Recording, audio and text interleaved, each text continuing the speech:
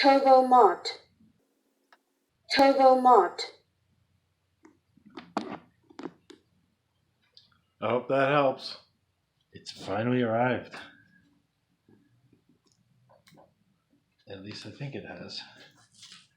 This should be my package of Satanite that my friend had leftovers of and was nice enough to mail me in the US.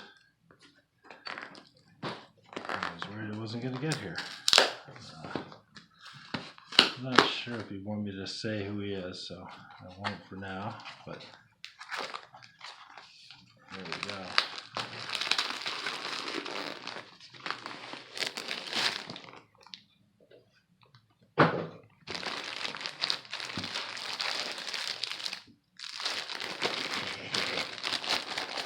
The good stuff.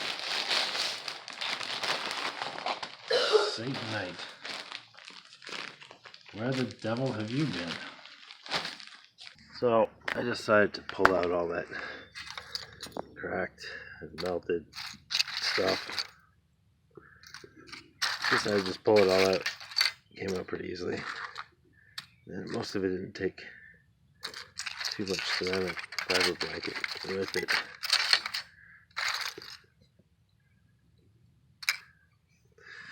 Quite pleased with the results. It looks clean. A little bit of wool melted there, but not too much.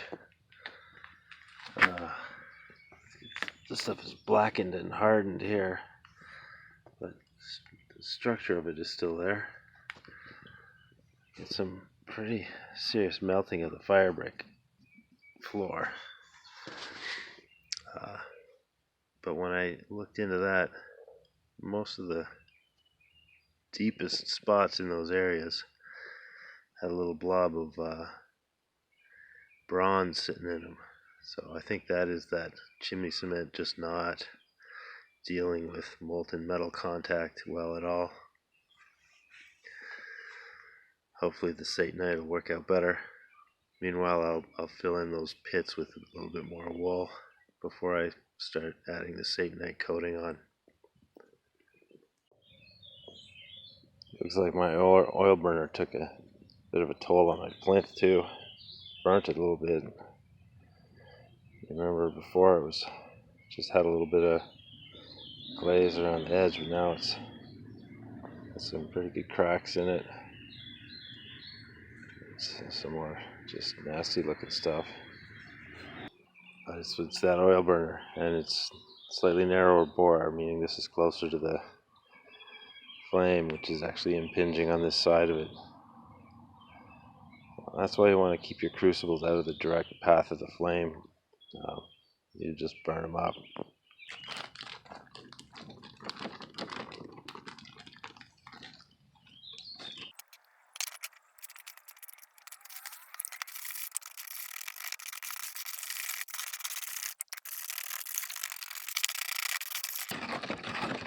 Again, this first coat I'm doing kind of wet, so it'll soak into the wool a little bit, help it hold on.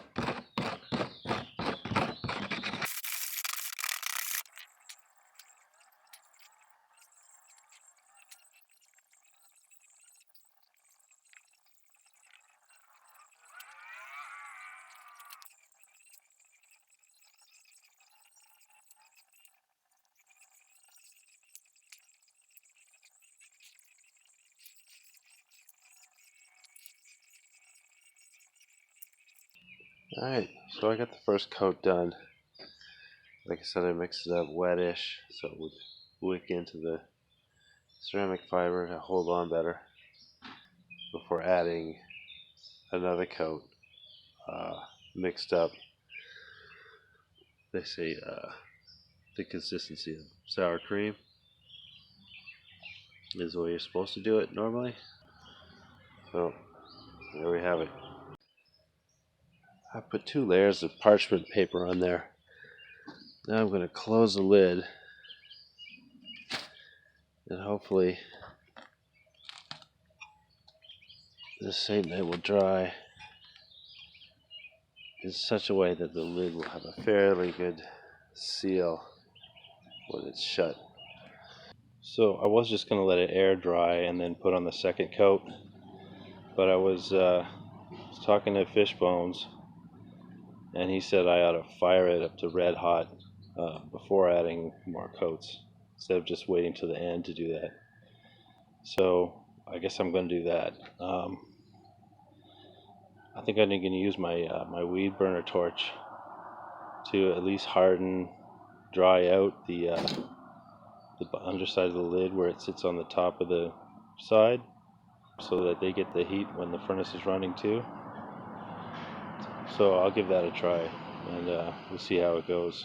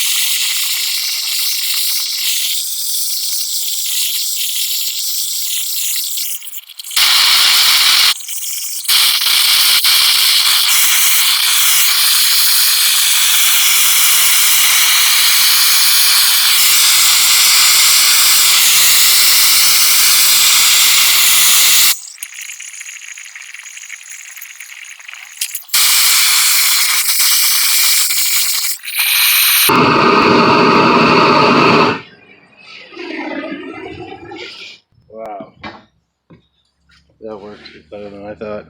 I got the whole thing red hot when I was only just trying to dry out the rim so I could close it to fire it red hot. Now I think it's already ready for the next coat. I'm gonna make sure I fill in these little cracks that formed before. I'll get those first.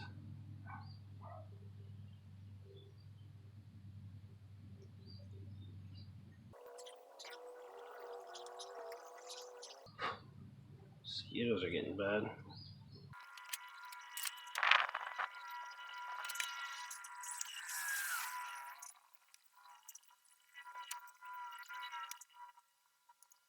This stuff dries out. You just add more water to it. It comes right back. You can just cast a brick of it, and if you don't fire it, you can just throw it in some water later, and it's ready to use. I haven't tried that yet.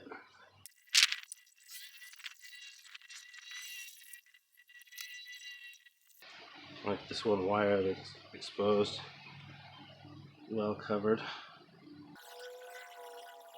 I'll try and keep this coat fairly even, because right now these two mating surfaces, I feel like they do fit fairly flush together. Not much of a gap anywhere.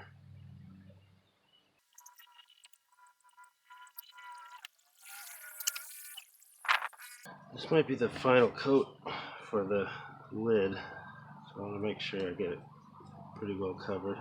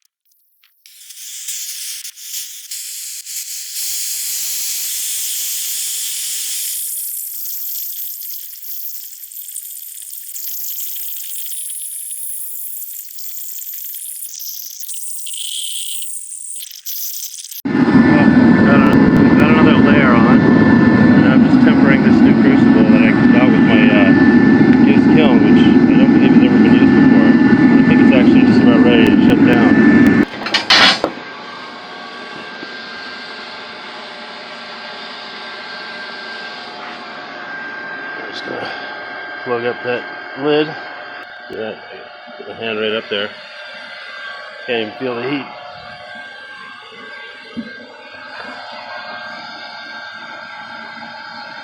Just let that crucible cool down slow in there.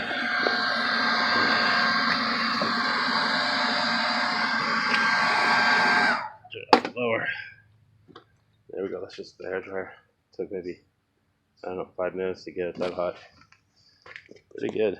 I may try do a propane only melt.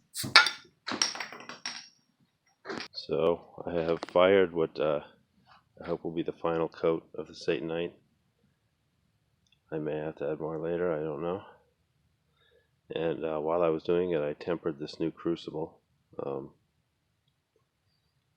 If you get a new Crucible and you order it on the internet and it comes with instructions saying that to prepare for use, you should fill it full of flux and melt the flux in it, borax or boric acid, to get it ready to use. Ignore those directions. I don't know why those come with that.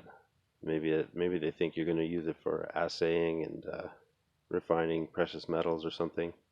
But if you want to use it to pour castings, don't. Flux eats crucibles. Use sparingly.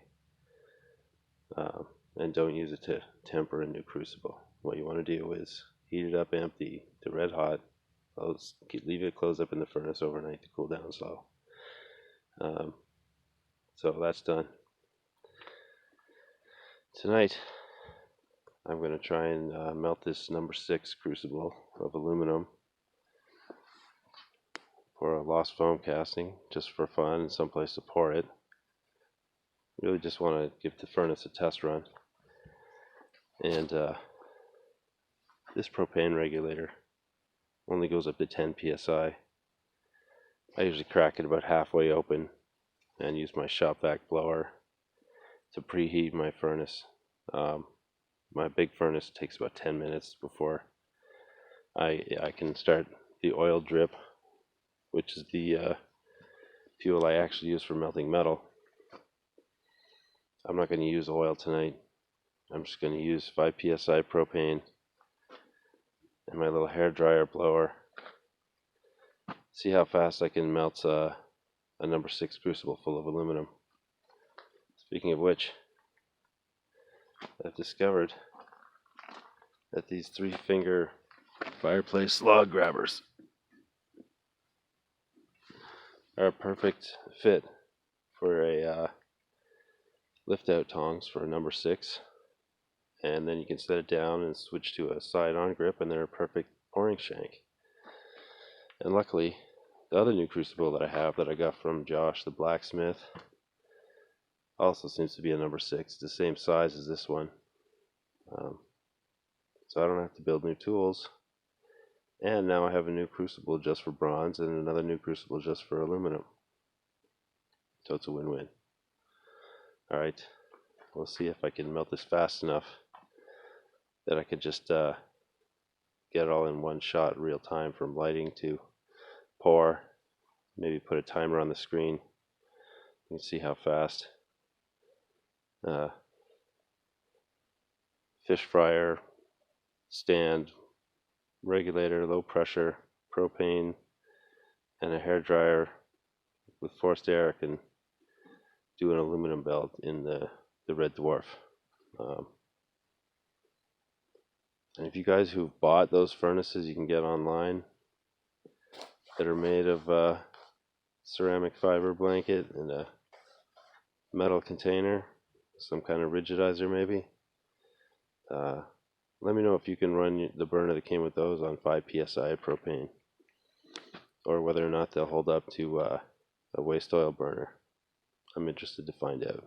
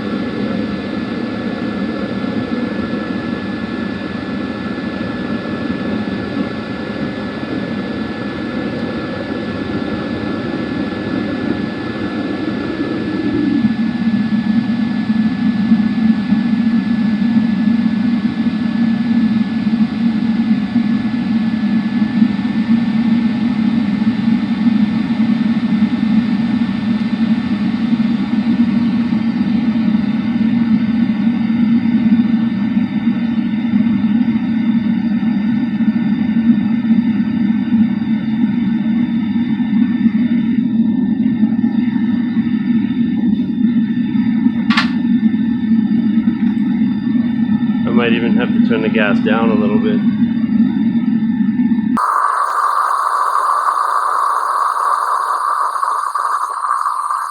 Let's have a look.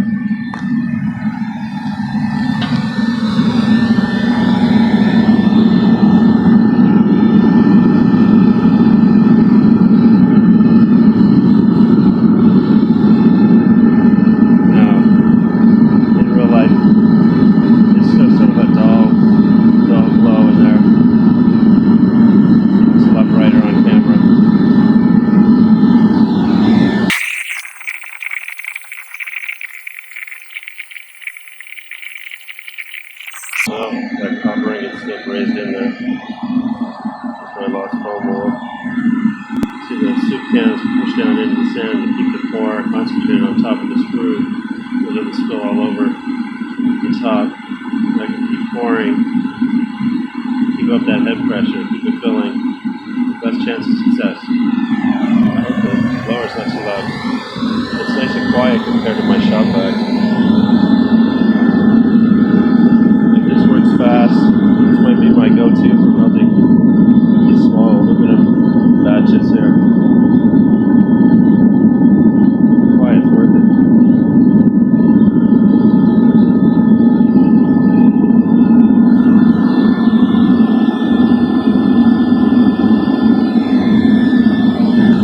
Blower's maxed out.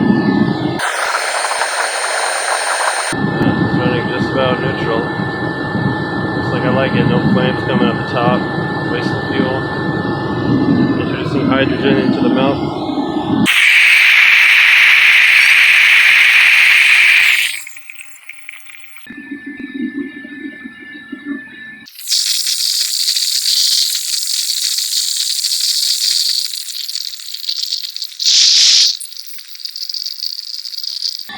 Just starting to melt.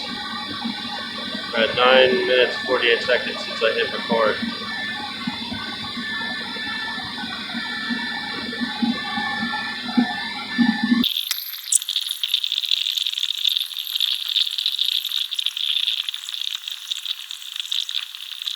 Definitely melting now. Got a half full crucible of molten metal, 12 minutes.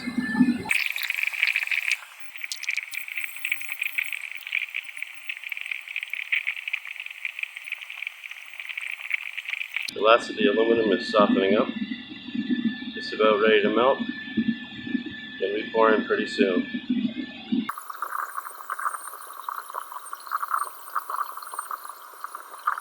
Yeah, the last big ingot just broke in two when I pushed on it with the probe.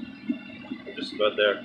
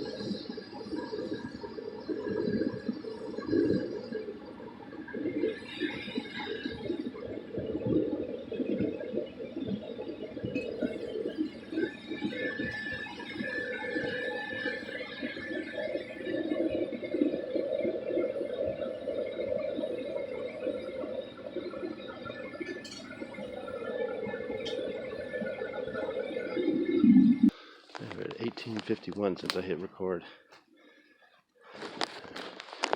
That'll go without the. I'll show you how I close up the furnace. I got this big piece I roll up.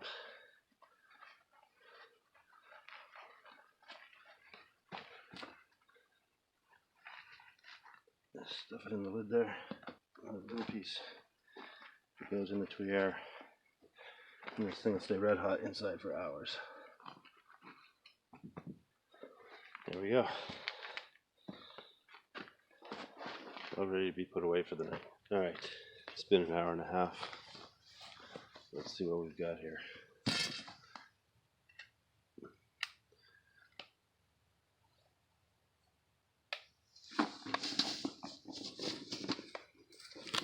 Stinky bucket of hot sand.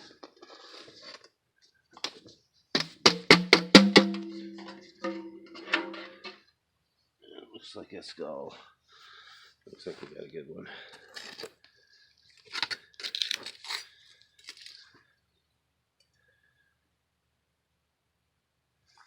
The light's really bright.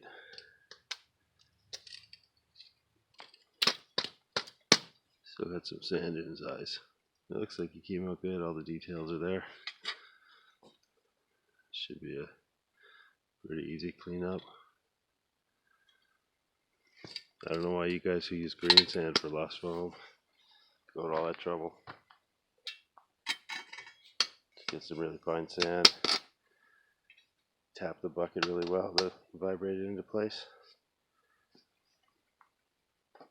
Anyway, pretty good. So the furnace is complete. I was shooting for free, but I wound up spending about $13 on the extra ceramic fiber blanket I actually used, beyond what I already had left over, and $10 for the exhaust tubing I used to make the tuyere.